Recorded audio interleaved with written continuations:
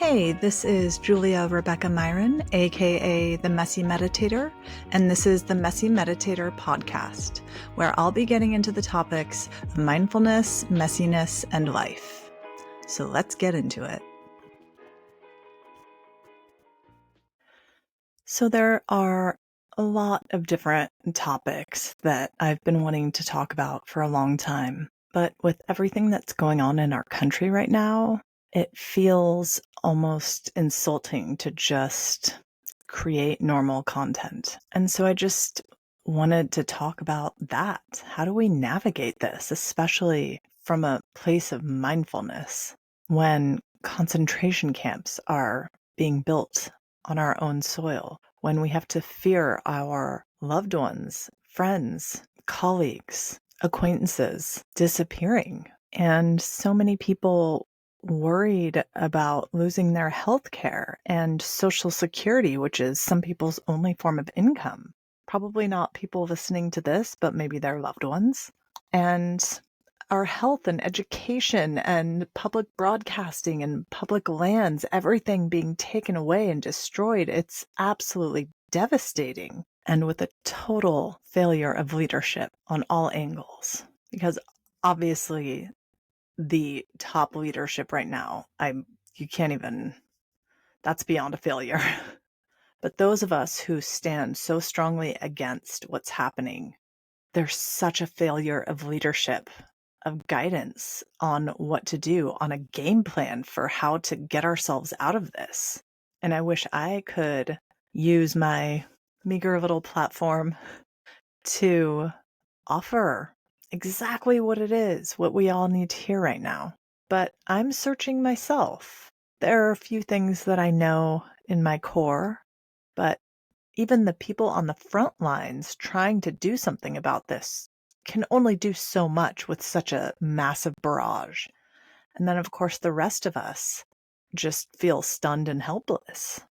So I try to break things down and simplify things to as basic understanding as possible, to connect to our human nature. And I think about when we were cavemen and women, when the cavemen were out slaying a wildebeest or battling other tribes, and the women were at home tending to the babies, gathering nuts and berries. I also want to make note that I actually believe that there's probably always women helping slay a wildebeest. If there's a good, talented person who can do it, I'm sure that the cavemen are not going to say, we need to eat, but you need to stay home because you're women. My guess is whoever was the most skillful was on the hunt with them, and whoever was skillful at tending to the garden and securing home base. I think when it comes to survival in our most true human of nature, there was probably no being caught up in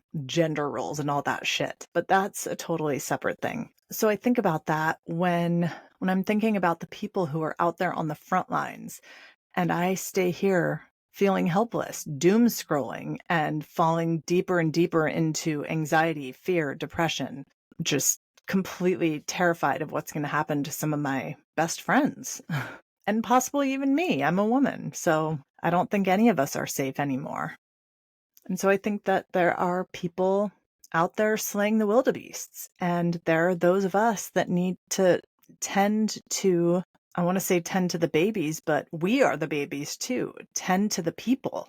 Keep the rest of the tribe feeling safe, comfortable, taken care of. And how can any of us do that if we are attached to our phones, burnt out from overworking and being stuck in the grind and hustle culture of corporate capitalism? And so we have to look at what's right here in front of us. This is kind of bringing it back to that mindful lens. What is right here, right now? How can we tend to our garden? How can we tend to our people from where we are now? That's our jobs. If we feel helpless to do anything on the grand scheme of things, that's how we can contribute, is connecting with other people, connecting to our human nature. I do believe that that's part of what is happening here is we are being called back to our human nature, to the basics, to the earth, to the trees, to growing our own food, to just being in community, in person, connecting. We've been so driven to disconnection. And I'll go off on a tangent for a moment because I've been feeling a lot of grief over what social media has become, because I used to love social media. I thought it was such an amazing way to connect with people in our lives, people from our past, if we wanted to, people who we are just meeting. It was such an amazing tool for connection. We could share our thoughts and ideas and our creativity and our creations. We could expand our connection to more and more people. It was beautiful. And when the 2017 wildfires hit, it was also an amazing way to connect to resources. Being on Facebook, I couldn't have gotten through the fires without that, because it was just such an amazing way to connect to resources. Hey, there's family meals being served here. This store is offering free clothes. This place is offering free furniture, whatever it was. You can take your animals to this farm. It was amazing. And Instagram too. Instagram was something different, but you could share your journey a little bit through photos and fun little memes. And it has just become the complete opposite. It's become a tool for disconnection from each other and creating more and more division, and disconnection from ourselves and our human nature.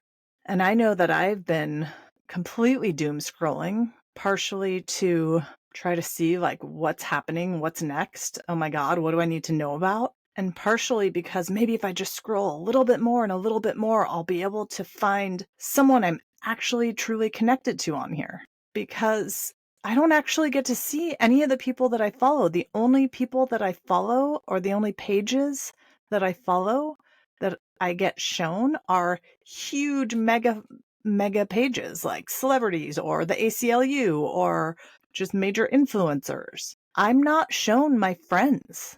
I rarely see any of my friends' posts. So I think there's this desperation of like, maybe if I scroll a little bit more, I'll find some sense of connection in here. That's the subconscious messaging.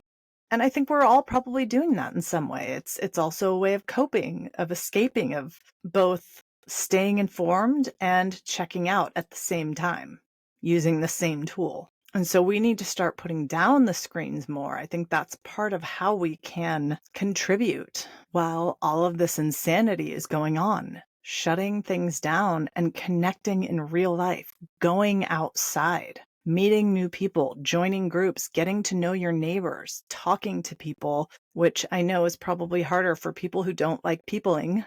But even those people have their people, even if they haven't found them yet. And I really believe that that's how we can get through this. And that's how we can survive and maybe even thrive through all of this horrific shit that's happening. Connecting to other humans, learning, growing as people, and growing our own food, and being right where we are, not going somewhere else by disassociating and escaping into a screen. And I'm telling myself this as much as anybody else. So I just wanted to muse on this for a while and explore the possibilities of how we get ourselves through these unimaginable horrors. Something else I'm trying to do is learn Spanish. I've wanted to do that for a long time. I know really basic, like survival Spanish, but I really want to learn Spanish. I think that's something that I can do. And while that might not be much, it also might be something. And so each of us need to find healthy ways to cope. And so, yes, we can meditate, and I'm happy to guide and support people on that journey. I think that can definitely help in certain circumstances, help us reconnect to ourselves and just be in the moment and get out of our heads, get out of the news, get out of the fears. And not that fear is necessarily a bad thing, but when we are dominated by it, we might want to try to bring a little bit more balance in. And so really, we all just need to start where we are and get back to basics. Simplify as much as possible. Because if I'm sitting in my room doom scrolling, I'm going to have a much different experience internally and externally than I would if I'm outside sitting under a tree. And even if nature isn't your thing, there's something that is your thing. And my guess is there's some kind of nature that's everyone's thing.